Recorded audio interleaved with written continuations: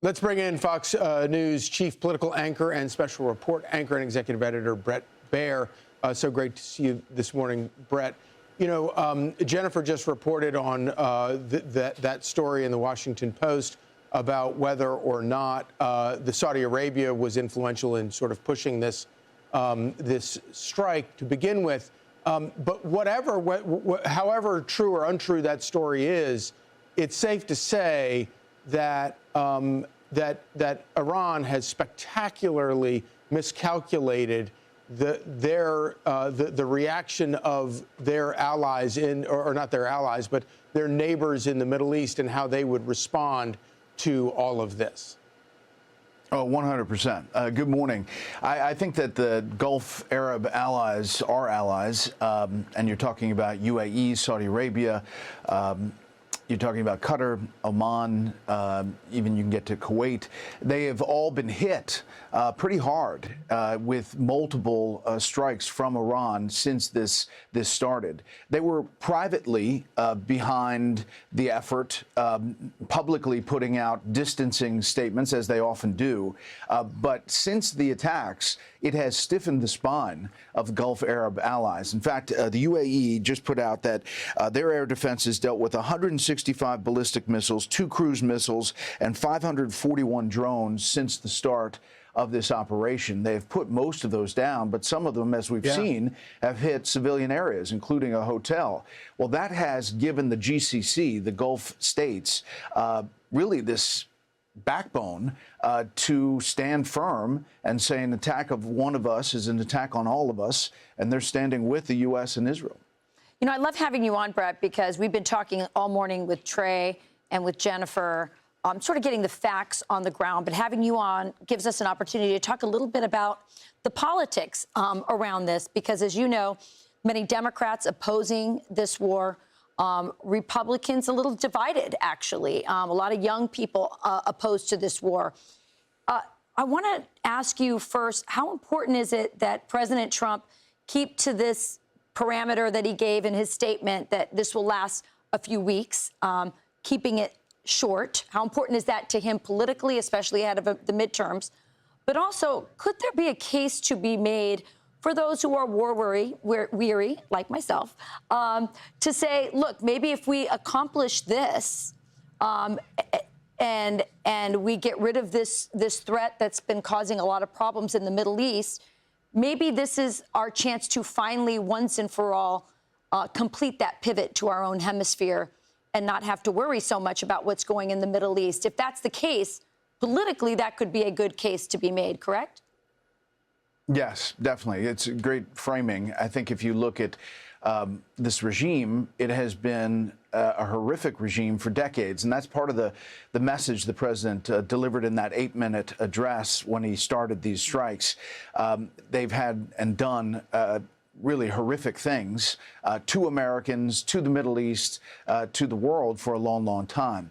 I spoke to the president briefly yesterday, and he feels at this point things are going good, knows that there are bumps in the road potentially, but has off-ramps along the way and is, in the back of his mind, thinking about the scope of this. Can't put a day on it, but feels like it's heading in the right direction.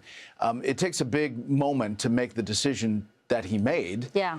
And if you listen to the behind the scenes of how those negotiations were falling apart and how the Iranians were doing exactly what they do all the time, which is say one thing and do another, enrich uranium and stockpile it someplace that they say it's for medical, but they're stockpiling it so that they can really enrich it very quickly, and get their ballistic missiles back up and running very fast from the last time Israel and the U.S. took it out in June. Let me just say one thing about the decapitation strike. It was pretty amazing. Jennifer rightly points out some of that intel, and I'm hearing as well that U.S. intelligence had a lot to do with the Ayatollah's whereabouts, the supreme leader's whereabouts. But the fact that Israel went after these 3 different sites, one of the sites, we're told by a senior Israeli official, was meeting to talk about how to put down protests more effectively. Kind of ironic that that was that meeting. And then the main meeting was the supreme leader and his about 40 cohorts at which Israel just pummeled. And the entire operation moved up into daylight because of the real-time intelligence that had this decapitation strike that moved into place. Yeah, and clearly, Brett, intelligence of this nature does not come without human intelligence, likely meaning Mossad on the ground. Let me bring you back, if I can, though, because I think you and Charlie were talking about a really significant regional development in all of this, because you were talking about the Gulf states and whether or not Iran really grossly miscalculated by striking our Gulf state allies. 66 missiles hit Qatar, 45 on Bahrain. And earlier in the show, our own General Jack Keane, really says not only are they responding, that they may actually get into the fight. Listen here to what General Keane said. I want to get your reaction. They have expanded into the Gulf states, and you can see that taking place. The Gulf states are adequately defending themselves. Three of them are preparing for combat offensive operations. One has already started, and 2 others are about to get going. This backfired on the Iranians. They thought that this would create an international uproar. The war is being expanded. It's now a regional war. And as such, pressure being put on the United States and Israelis to bring this to a halt.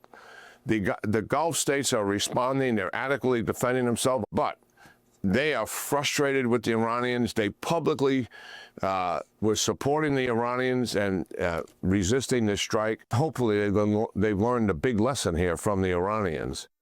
I don't think, Brett, anyone foresaw Gulf states, as you heard from General Keane there, if that is indeed true, that at least one Gulf state has already got into the fight, 3 others with plans to do so. That's quite significant. Yeah, and I've talked to senior diplomats overseas that confirm that. They're really united. They're really activated. In fact, I talked to a senior diplomat up in the United Nations saying that Bahrain, who's usually a quiet member of the GCC, is very active.